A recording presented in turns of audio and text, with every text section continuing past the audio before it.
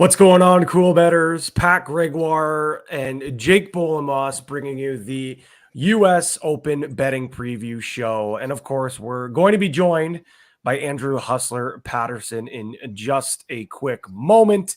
But it's the U.S. Open, and it's probably setting up to be one of the more memorable U.S. Opens we've seen in a long time, just due to the fact with how many golfers are playing at the top of their game, how awesome the country club at Brookline is with the small greens, the tight fairways, the crazy grass, everything expected with the U.S. Open. And then we throw in the fact that we have the Live Golf Tour drama on top of that. Jake, we now have Andrew Hustler Paterson joining the stream live from the country club here. Look, he's already live on location. Huss, how's it going, buddy? It's going great. You know, I'll be honest. I'm still at Southern Hills.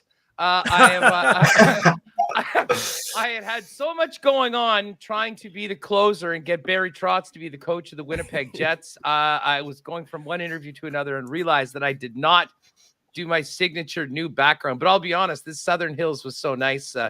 It fits in quite well. How you doing, fellas? You ready to talk about some actual golf as opposed to rival tours and all the other BS we got to deal with? Although I'll say this, the press conferences for this U.S. Open may be more interesting than any golf tournament event we've had in decades, ever. I don't know. 100%. I mean, I said it to Jake off the top.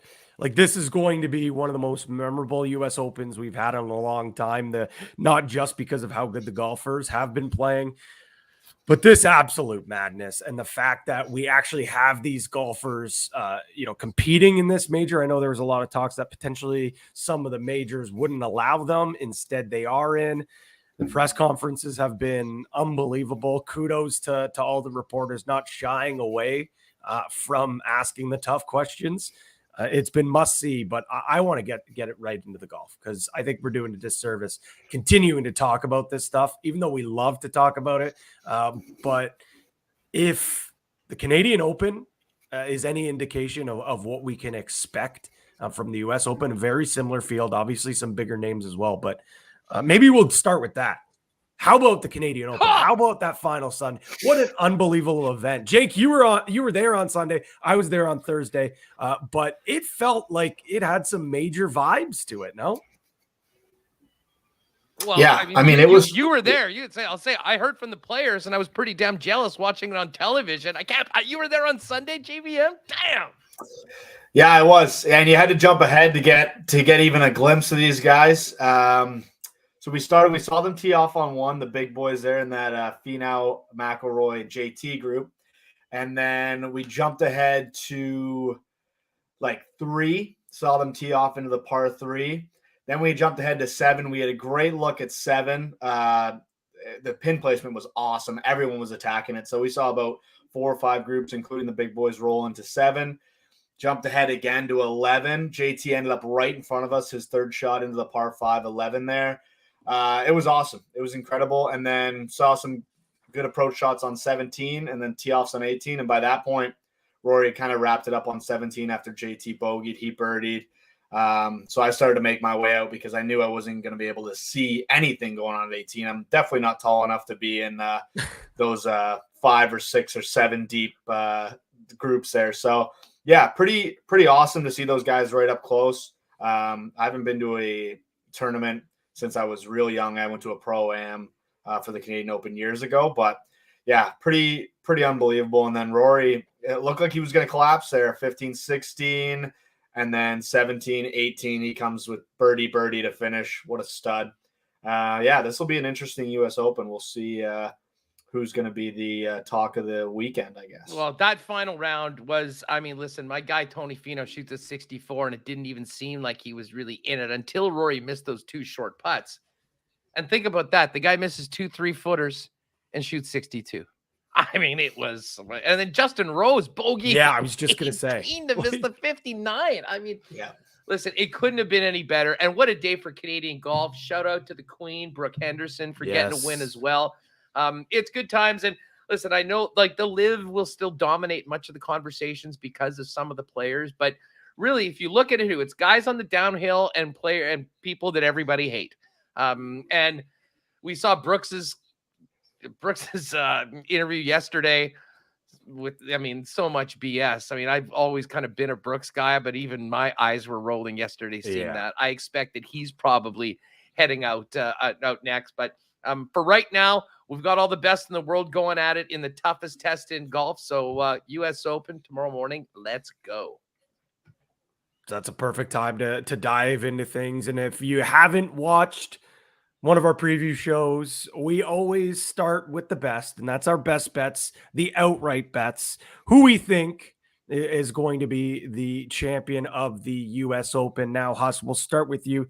Give us maybe some of your shorter odds, some of the bigger names that you like to win the U.S. Open. Well, to be honest, I mean, I think that's sort of where we're going. I mean, Brooks famously said you can show up at the U.S. Open, and he already knows that 3/4 of the field doesn't really even have a chance to win. And I think it's magnified at an event like this with the setup that the USGA puts together. So, I mean, to me, when I look at the odds board, I mean, we can't bet all the favorites, but it wouldn't at all surprise me if the winner comes from that group of 4 players that are sub 20 to 1. And right now, as we record this, Rory's at plus 1150, JT's plus 1350, and Rahm and Scotty Scheffler are at 16 to 1. And I'm very tempted just to roll with Rory. It's damn time he wins another major, and man, his game was looking good, and he did it. And he and JT went toe to toe. Scotty Scheffler's been really great to me, but I'm actually pivoting. I'm going with Jon Rahm. I actually got him at 17 to 1, so he's dropped down 1 spot, but still 16 to 1. I think is great value for a guy that's won this event. That is, when you put together his game compared to everybody else, especially with what you need to win at the U.S. Open, I think Jon Rahm is right there. And I also think that if you heard what he had to say, if you buy into this stuff, he would love nothing more than to put an exclamation mark on everything that he's been saying this week and for months, that he wants to play against and beat the best. And this is an opportunity to do exactly that, much like he does regularly on the PGA Tour. So 17 to 1 on Rahm is my selection. I could give you a good reason why any one of these 4 guys will win. And to be honest, I think that's the reason why we have such a clear delineation between the top 4 and the next group of golfers, beginning with Cantlay, X, and Cam Smith, that are at 25 to 1. Jake, is there a name near the top that you like? And actually, Huss, before we get into that, I don't know if you saw this comment here from Mark, but he was thinking you were going to pick Scotty there. You did mention his name, but then the little plot twist came at the end and you said you weren't taking him. Hey, you know what? Listen, Scheffler's been awesome this season. He's probably already the player of the year. And he's, as Mark was mentioned, because I know Mark's a regular Winnipeg Sports Talk listener as well, and the Lock Shop knows that I've been on Scotty, and he's been very, very good to me with the match play and the Masters. But I think we saw last week in the Canadian Open, and I was on him last week at the Canadian Open, thinking he would just continue to do. There's a bunch. His greatness this year has brought other guys to step it up, and we're seeing JT and Rory at that spot.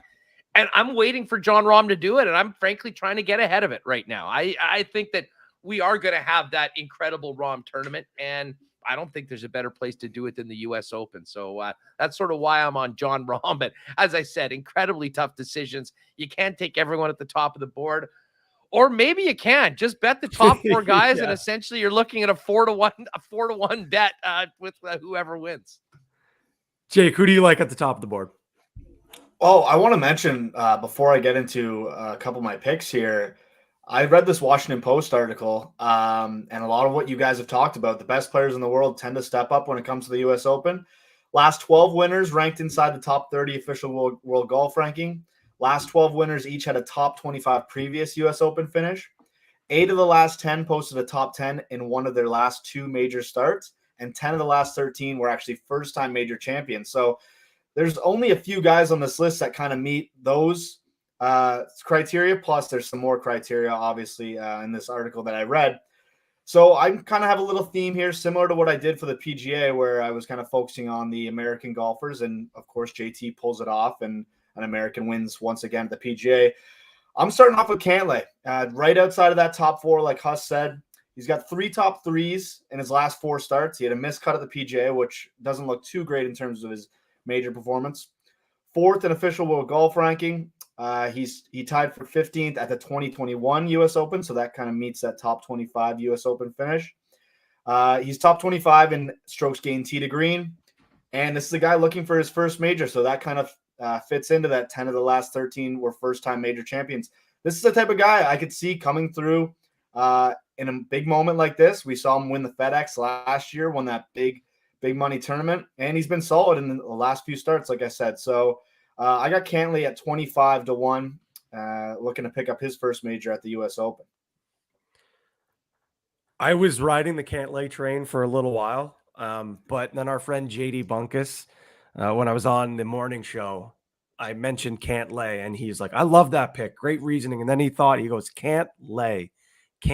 His last name literally translates to non-bet. You can't lay on Cantlay. But I like your reasoning there.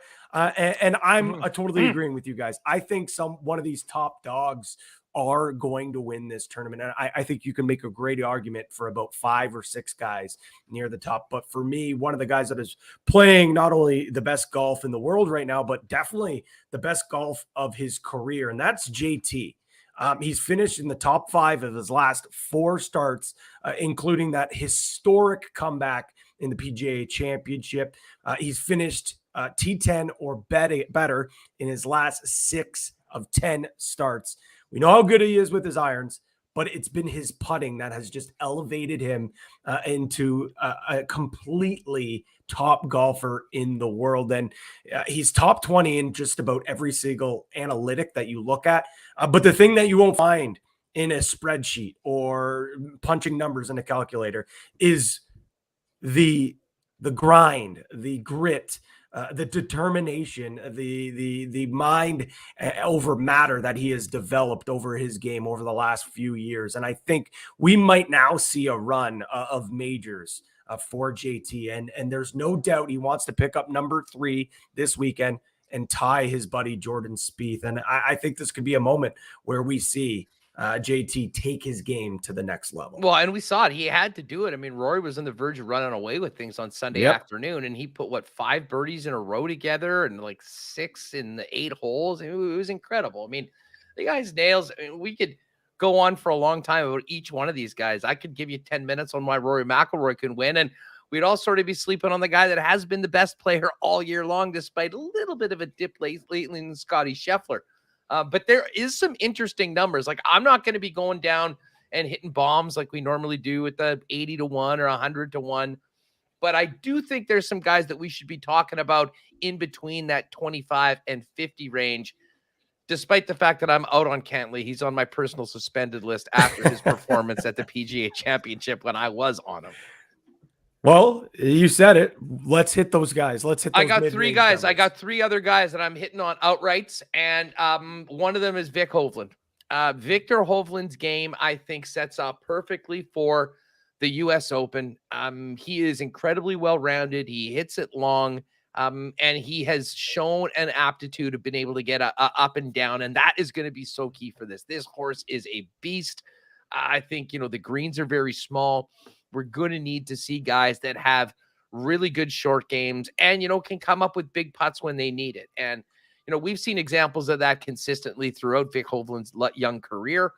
And I've always thought that if he was going, or when, not if, but when he breaks out, it wouldn't at all surprise me if it was at a U.S. Open course setup. So with the talent that he brings into the game, the way he's played so far this year, although his results haven't been maybe quite as good as I'm sure he was hoping, you could change all that quickly with a fine performance. And he's at 35-1. I love that number. I'm definitely in on Vic Hovland. And right beside him on the leaderboard is my guy, Tony Finau. Now, listen, I know I've talked about Finau a lot. And yes, I am a card-carrying member of Team Tony. But, man, I mean, he was so good in Canada. He's been so consistently good in the majors over the course of the years. And you want to talk about a guy whose game sets up long. His putter was hot. And, I mean, the guy has incredible hands close in when he needs to, salvage a bogey or salvage a par, which is going to be happening over and over. So the way Tony's trending this year, we know that he's capable of doing it. He beat the best in the world last year at the Northern Trust. I still believe it's a matter of time. And that number was 33 earlier in the week. It's 35 right now. I love Tony Finau. I'm going to definitely have him as a top 5 as well. We'll get to that. But sooner or later, Tony's going to win. The U.S. Open sets up perfectly for him. And at 35-1, no way I'm missing out on Tony Finau.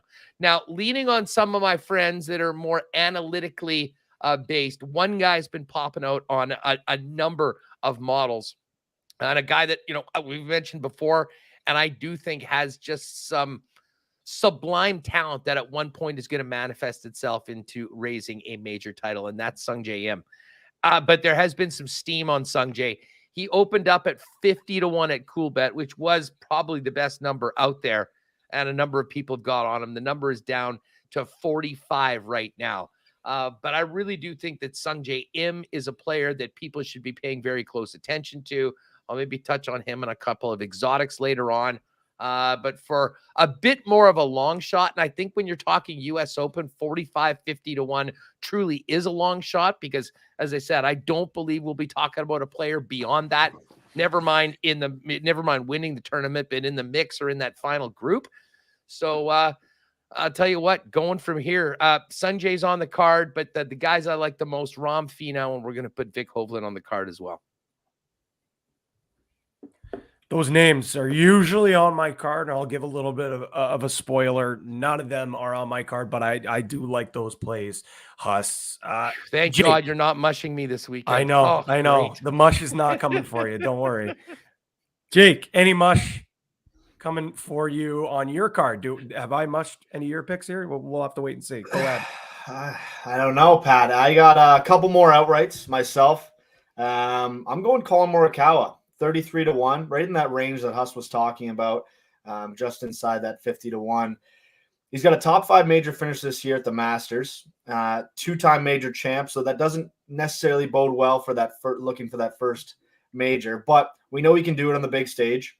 He's coming off a missed cut at the Memorial. He didn't travel to Canada for the Canadian Open, so I mean, this is probably as fresh as you can be coming into a major. I don't know if that's good or bad nowadays with these big dogs playing at the tournament before a major. I know they not used to not do that.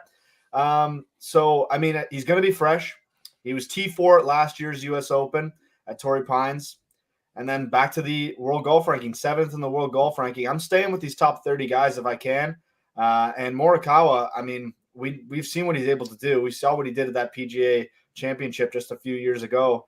And I like him at 33-1. I think he's kind of going a little under the radar with that number personally. The second guy I have on my list, Canadian. This is probably a little bit of a homer pick, but I'm going Connors. 65-1.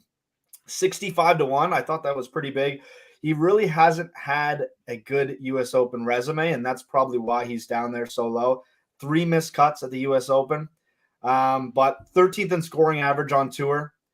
He had a top 10 at the Masters this season, coming off a nice sixth alone finish at the Canadian Open. Shot really well on Sunday. And if you can just build off of that round into this U.S. Open, I think he can be up there by the end of the weekend. Another guy just inside the top 30 of the official World Golf Ranking as well, and looking for his first major. So that's another little trend that I'm following. So I'm going to take Connors 65-1. And I mean, what a great story that would be if he could come off the Canadian Open and win the U.S. That would be so great. And I mean, listen, he just had a brutal first round. I mean, brutal first round. He was 71. I mean, he was 62 on Sunday. I mean, he dialed in. I mean, if you think you can take momentum from a Sunday into Thursday, he is a guy at the top of the list. And just quickly on Morikawa, I thought long and hard about Morikawa, but I was completely freaked out when I heard his interviews this week. He's been a guy that has played with a fade for his entire career. And for whatever reason right now, he's hitting a draw. And he and his coach have worked on it. They don't really understand why it's happening. But it would be an incredible story. I'm such a huge Morikawa guy. And I mean, he has proven that, I mean, he is nails coming up against the top. He is not afraid of anybody. He has those 2 majors, as you mentioned already. And there's amazing value for Colin Morikawa at the 33 number right now. I never would have thought we've seen a number like that. And it wouldn't at all surprise me if he just all of a sudden snapped back into it and was there and we were talking about him on Sunday afternoon. P. Greggy is just ready to fire these outrights. I can just see the look on his face. Well, I think you guys probably could guess this next one. I'm a card-carrying member of Team Sam Burns, and when I saw it listed at 30-1, it was an absolute no-brainer. Auto bet, insert, shut up and take my money gif here.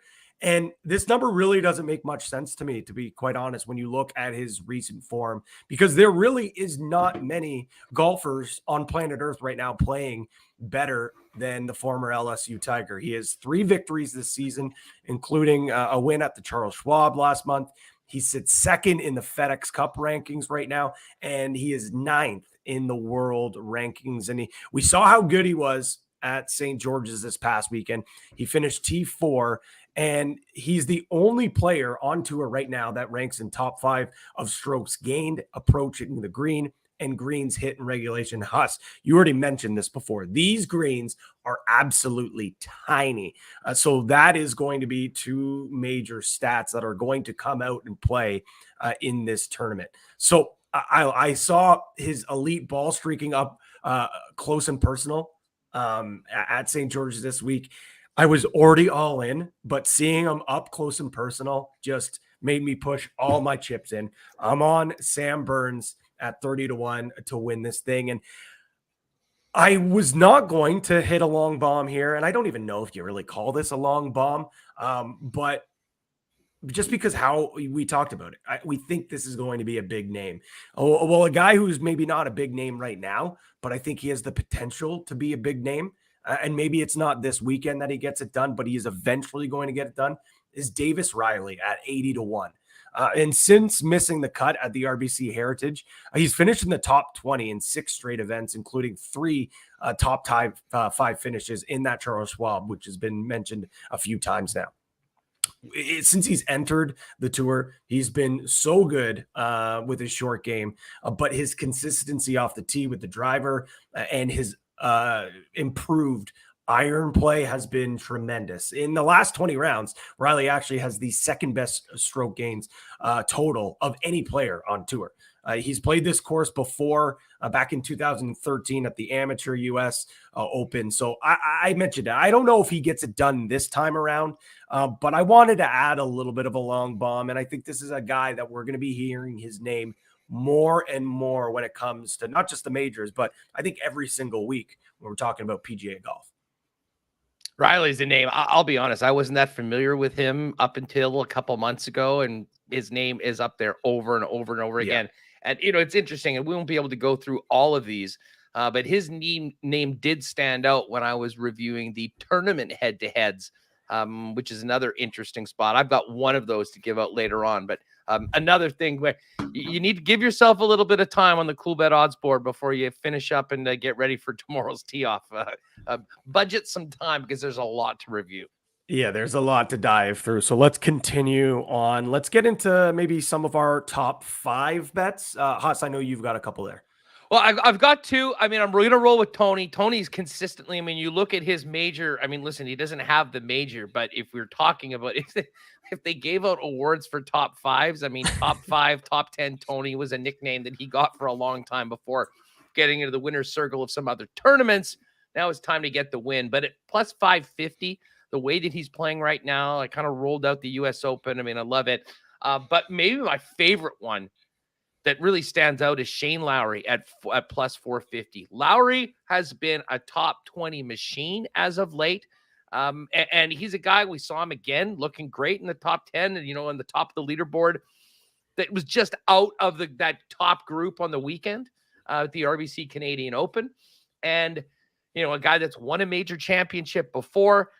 And bottom line, has the short game that you're going to need to avoid the big numbers. So I think Tony Finau at 550, Shane Lowry at 450. I'm going to bet both of those. Hopefully, at least one of those comes in, and you're at least double your money. And it wouldn't at all surprise me that we're talking about both of those guys Sunday afternoon. I thought long and hard about 30-1 on Lowry, honestly, for an outright, and I know a lot of people will be looking at him. Well, I'm with you on the top five. I only have one top five on my card, and it's Lowry, and I totally agree. He has just been so consistent, and it seems like there's just not a lot of chatter about him. Maybe it's because he hasn't had a victory on tour yet this season, but he's been there every single time, and it's not just the majors; it's constant. And I think his game blends so perfectly for this course. So that's my only top five. So, Jake, do you have a top five bet that you like? I wasn't going to do one, but I do have a guy that I like for 10 and 20, so I'm going to throw him in my top five as well. It's the X-Man, Xander Schauffele. For whatever reason, this guy loves the U.S. Open. This is his 5 starts at the U.S. Open. T5, T6, T3, 5th, and T7. I mean, that right there alone should make you think, well, this guy, for whatever reason, loves going to the U.S. Open, and he performs, and he's proven that he can perform there. So he's plus 400 for a top 5, plus 200 for a top 10, and I also have him even money for a top 20. I'll put all my chips in for Xander. 7th in strokes gained tee to green this season. He's 25th in scoring average. Another guy inside the top 15 official World Golf ranking. And he's been solid this year. 3 top 10s and 10 top 20s in 14 starts. So I don't see why you can't put on another nice performance at the U.S. Open, and I'd take him right down the board. 5th, top 5, top 10, top 20. Why not? Well, you know what? That's a perfect segue into my top 10s because X is there. I mean, you just nailed it out. I mean, this has been a free money bet. If you had Xander top 10 in the U.S. Open, you've cashed 7 times in a row. I don't know why that would change right now. And to be honest, like he and Cantlay, those guys that are just out of that top 4, I think in some ways have a lot to prove. I mean, it has been a little bit of a quieter year for Xander so far, but he's a guy that steps up and comes up big in the majors, especially this event. So that was an auto bet. And another guy that we were talking about offline, Daniel Berger. And Daniel Berger at 4-1 for the top 10. Listen, I would have thought that he could be a guy that, again, could also contend. And I guess that's what you want because, you know, if you're going to contend, that really is contending, being the top 10. I mean, Berger's game translates very well to this. He's a guy that can compete with the top players in the world. And when he gets hot, and we have seen some signs of that so far this season, can really, really be dangerous. And again, it goes back to driving accuracy and the short game are things that, you know, will help you, you know, avoid the massive numbers that can kill your round and keep you in contention. So I do like Berger at 4-1. But as far as top 10s, auto bet on Xander Schauffele at 2-1. And to be honest, I thought that number might be kind of like plus 175 or something like that, just because of the numbers that Jake just rolled out. You guys said the X-Man loves the U.S. Open, and there's no denying he does. The numbers just don't lie. But there's a guy who likes the U.S. Open even more than him, and it is Brooks Koepka, top 10 at plus 700. And yes, recent form scares me so much. He has been a shell of himself. But in his last 4 U.S. Opens, he has 2 victories, a second place finish, and a T4th finish. There's no one who loves the U.S. Open more than Brooks. As I mentioned, though, that recent form scares me. Is his head in it? I don't know. But let's not forget, he missed 3 of his last 4 cuts heading into the U.S. Open last year. And out of nowhere, boom, the guy nearly won the tournament. So if his head is in it, and he seems to be one of these guys that just rises to the moment, especially in this tournament, give me Mr. U.S. Open to finish in the top 10 at plus 700. Well, and he's all pissed off too. I mean, and maybe I think sort of manufacturing the own self-perceived slights, yes. Which often will bring out the best in Brooks's game. So the bottom line, Pat, and you just threw it out, 7-1 on Brooks Koepka in the top 10, considering his record. It speaks to, you know, there is a lot of recency bias, and he hasn't looked good lately. He just got married. There's all this other stuff going on around the Live Tour. But when dude gets inside the ropes at this event, or frankly in any majors, he is money. And, you know, I've cooled a little bit on him because of that, but you make a very, very good argument that I should maybe be draining a little bit more of the Coolbet reserves on a Brooks top 10. And well, you should have some money left over from the Gregoire golf special. That was the least sweaty sweat of all time. Thank you. No sweat. Thank you. Sweat free. As I said, I am a person that I will never Never. I've been burned so many times over the years of thinking that something's in the bank. And then, I mean, listen, that's what gamblers do. You realize, okay, how am I going to get screwed? Yeah. I cannot remember the last time I was so confident to actually do a victory lap and give you your well-deserved props before the tournament was even over. But it basically was for the Greggy Golf Special. So the bar has been raised heading into the major week. Hopefully we can keep that going. It has. We'll get to that in a little bit. We got to finish off with our placing bets. So into the top 20. I'll go quickly with mine. I have two here. I already waxed poetically enough about Sam Burns, so I won't get into that. I have him at plus 130 to get into the top 20. And you mentioned it as well. Tony Finau at plus 145. This guy, it looked like, oh, shoot, he might be broken. He's not that top 10, top 5 guy we've been used to seeing. But in the last couple of weeks, he's not only playing like we've seen him, he might be playing even better than what we've seen. He gained 11.8 strokes tee to green at the Canadian Open on Sunday. He shot a bogey-free 64, finished second. And I was really debating sprinkling him at 35 to 1. I probably will, to be honest. I probably will end up adding him to my card. But when I saw that plus sign beside his number to finish top 20, it just was far too good to be true. So give me Big Tone, finish top 20. He's probably going to finish even higher than that. Probably won't win, but he'll cash your top 5 and top 10 bets. Yeah, listen, I'm with you on that. I didn't have him officially, but if you're liking him to potentially win in top 5, and plus 145, a much safer bet. You can kind of cheer on Tony and hopefully to see him on Sunday. I'm with you. Sam Burns was the first guy I looked at. He's been so consistent this season.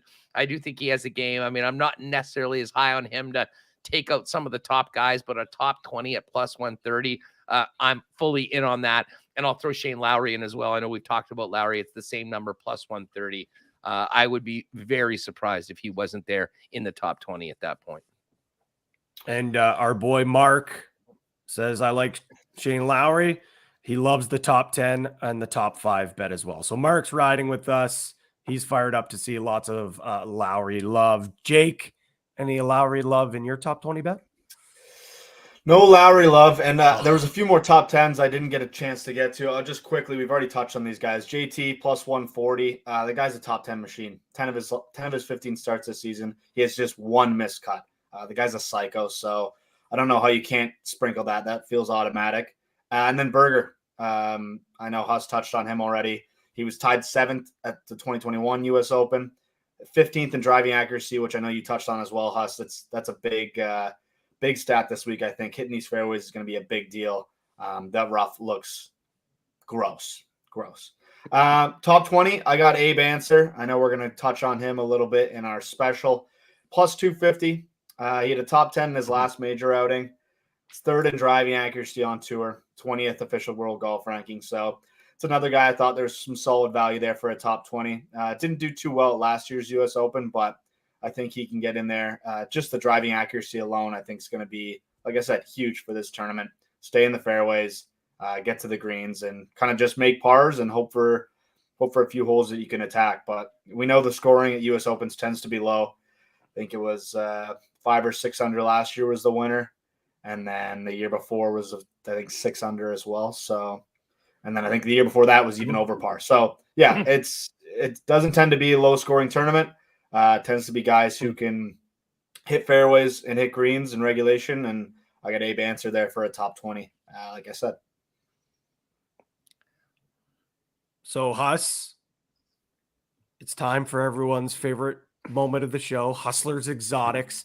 I know it's a bigger card, so let's get to it. What do you like for I've got a few side bets? I've got a few. Well, as I kind of teased those head-to-head bets, and I don't usually spend too much time on this, but I'm taking one, and this is going to be fun, both from a personal level, and I think many people will agree. We are fading Sergio Garcia, and we are taking Mark Leishman at minus 110, essentially a pick'em over Sergio in the tourney head-to-head.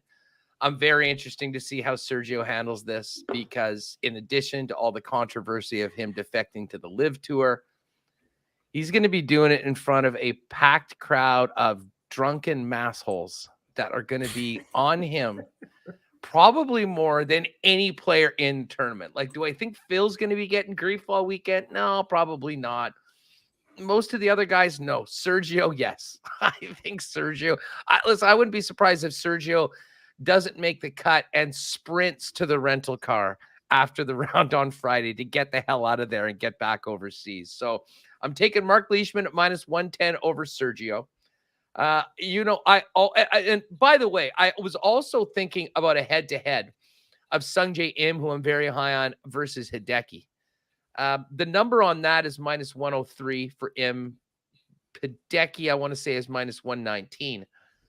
But I think considering, this is a top-heavy field, I think the cream will rise to the top. And clearly, when we're talking about one of my favorite bets each year in every tournament, the top Asian, I think it comes down to those two guys. So instead of betting Sungjae to beat Hideki, let's bet him to beat the field at +240. The Hideki, by the way, for top Asian is +225. So we're going to lock in Sungjae at +240 for the top Asian.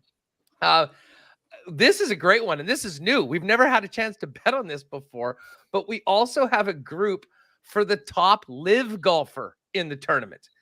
Dustin Johnson's +275. Usti, who is tempting, is +425.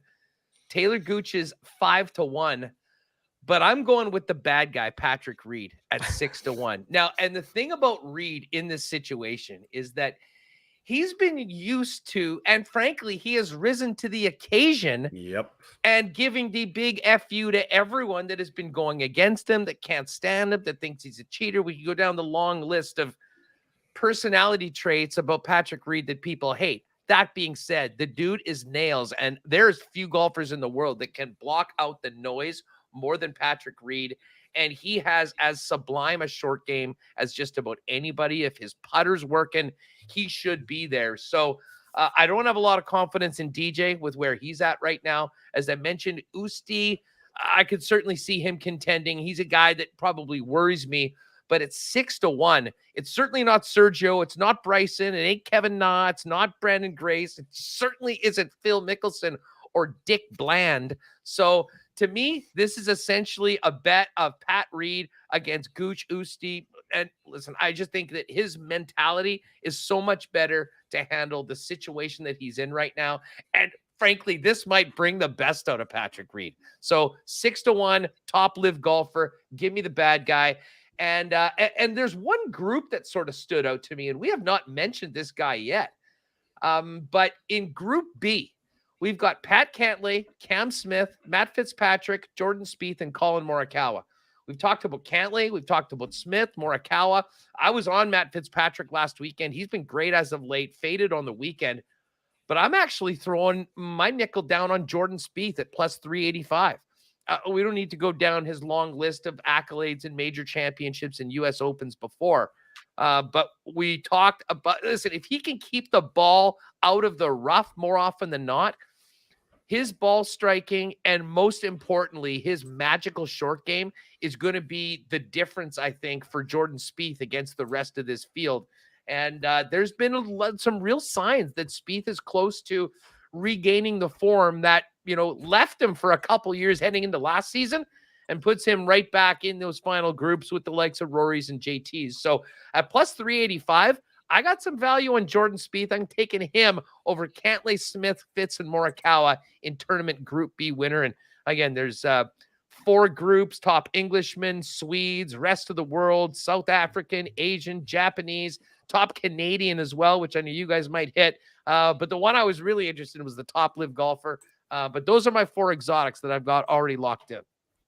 I absolutely love every single one of them. I'm probably going to ride with you on all of them, but especially, well, the one you mentioned, that group bet, tons of value. And that group is just so volatile. Like, I could see any one of those golfers winning the tournament, but I could also see them having meltdowns and not making the cut as well. So I love that bet.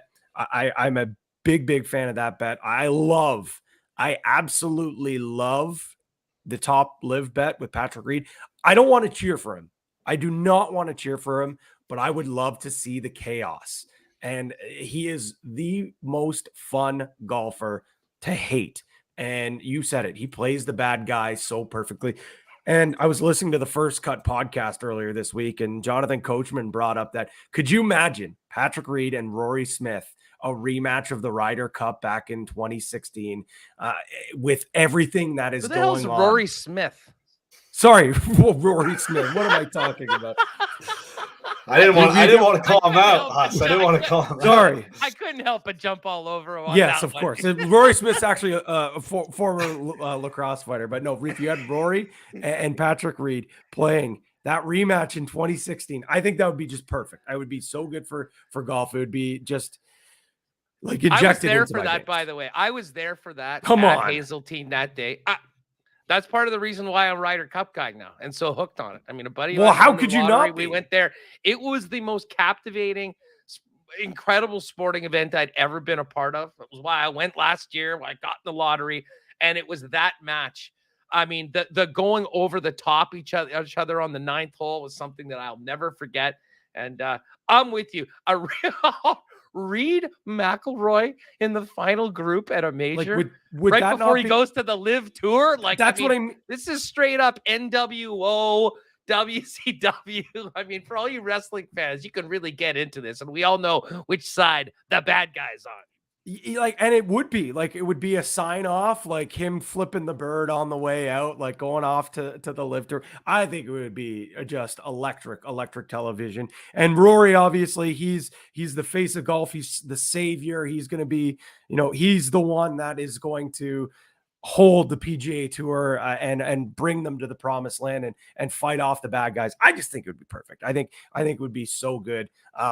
But with that being said, you just have to cheer for him to be the top live golfer. He doesn't have to win. You don't have to cheer him to win the bloody thing or finish. I just want him to beat all the other guys that we can't stand. So exactly, I mean, it's the ultimate bet. We don't want him to win the tournament. Just beat the other guys, and everyone will be all over all weekend. Exactly. Jake, any exotic bets for you? Yeah, I was going through the list of stuff, and I don't tend to bet at too many exotics, but one did catch my eye. Top Irishman, Rory McIlroy, minus 135 right now. Not to take anything away from Seamus Power, Shane Lowry, but I mean, Rory is in probably the best form he's been in a long time. Yeah. You look at his head-to-head, he's minus 122 against JT, who we know how good he is. And then you get down the list, and really, I don't want to take anything away from Seamus Power again, but this is more of a head-to-head with me, Shane Lowry. And as much as Shane Lowry's been right on Rory's tail in his last few starts, Rory's tend to beat him. Beat him at the PGA. I think Shane Lowry was a T9. Rory had an 8. Beat him at the Masters. Rory had a 2nd, and Lowry had a T3. So he's right there, but he just can't seem to get by him at the big ones. I mean, hard not to take McIlroy at minus 135 for top Irishman. So that's the one that really caught my eye there in terms of exotics. That one was very tempting for me as well. But I wanted just a little bit more value. So I went to the top Englishman and I went with Tommy Fleetwood. And again, this is a guy that I can never seem to get off of. He hasn't won in North America. But he has been playing really well lately, and his U.S. Open track record is actually very, very strong. He has 2 top 5 finishes at the U.S. Open. He's finished top 16 or better in 5 of his last 9 starts, and he fits. It's, again, one of these golfers that just kind of fit really well with this course. He's an elite ball striker. He's great at scrambling, and again, that's why I love these bets. He doesn't have to win the tournament. He's just got to beat the rest of his field. And yes, Fitzpatrick was great last week. He was leading for a good chunk, kind of fell off. But for me, at plus 425, that just was far, far too good for me not to bet. And my other exotic, which you won't find in that bet or that area of the bets, you're going to have to go to the others, where you go to the Coolbet specials. And we already talked about this bet. I'm going back to the well for Greggy's golf special. Burns, Connor, McIlroy, all to finish in the top 20. It cashed last week, not a sweat. I could have done top 10 and it would have cashed. Yeah. But we're not going to get greedy. We'll go top 20. And this one's actually paying plus 1,000. So I'm in on that. You said it, Huss. I set the bar. We got to make this one cash again. So we'll see what happens here. I really like this one, though. All three golfers we've talked about already, but all three are playing very, very well. And I think their games match up pretty well with this course. Hey, you know what? Go back to back. We'll be riding with you at an even better number this weekend against a major championship field. So it should be good. And listen, I do got to run, but I'm interesting. Have we confirmed our make the cut parlay, or do we have the details on that, Pat? Yes, we do. And that's a good way to finish this thing off. So as always, we love our to cut or to not make the cut or miss the parlay. So this week we've got Answer, Berger, Homa, Sung JM, and Young to make the cut.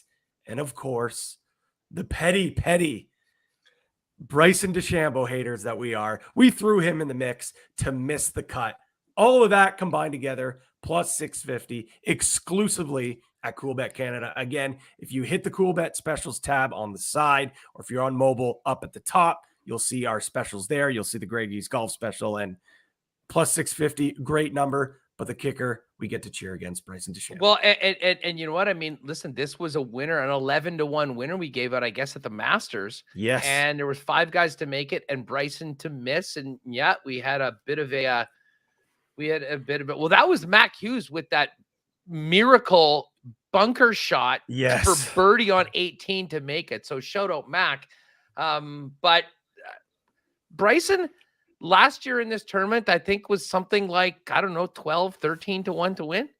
He's 125 to 1 to win right now. So unfortunately, we don't get the same value as we do of fading Bryson, but it's certainly something I think we can all get behind. And now where are those going to be for folks? Like, I haven't bet it yet. Is all in the Coolbet specials, or will it all be under the US Open just at the end? If you go through all of the bets, we'll get the Gregie's golf special and our team to miss or make the cut parlay. Yes. So we've made it plain and simple for the folks. It's right in that Coolbet specials tab. You will not miss it. Click there. That's where you can get those bets there, whether it's the Gregie golf special or our team Coolbet Canada podcast bet. So Huss, you mentioned it. You've got to run. So we want to thank you for coming on once again, Jake, as well.